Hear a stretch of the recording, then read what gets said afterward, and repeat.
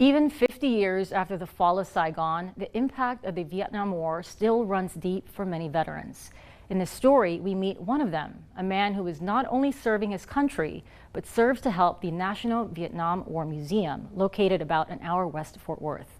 He shares how serving in the war shaped his life and how he has found ways to heal, grow, and keep moving forward. I served in Vietnam in '68. Meet Wayne Parham, who has some stories to tell about his service. I earned the 2 Purple Hearts, this one from a head injury and the other one that I spent 2 months in the hospital with, being ambushed. What I'm most proud of, all this injury part. One of his most impactful stories is about how this hole happened to this helmet. His helmet, what he calls his steel pot, in the heat of battle. That was not fastened when I dove to help a friend who was under fire. And when I dove, the helmet slid back on the back of my head. So when they started firing at me from the ground, the trajectory would have been up.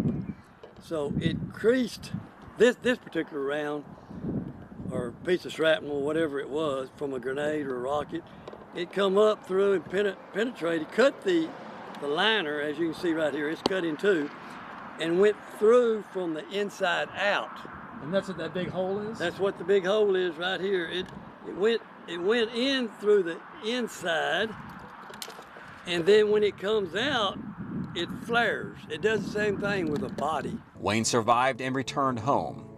2 of his fellow soldiers did not. Emotions overtake Wayne as he recalls these memories here at the National Vietnam War Museum. It's hard to this day. Not a day goes by that I don't think about all of them that were killed. They're up there on that wall, on our little half replica wall. And I come out here several times a year, especially New Year's Day, Christmas Day, and on their day of death. Yes, Vernon. We found him here on 32W West. On this day, he's looking for, and he found, another friend and comrade lost in Vietnam. I miss you. I miss you a lot.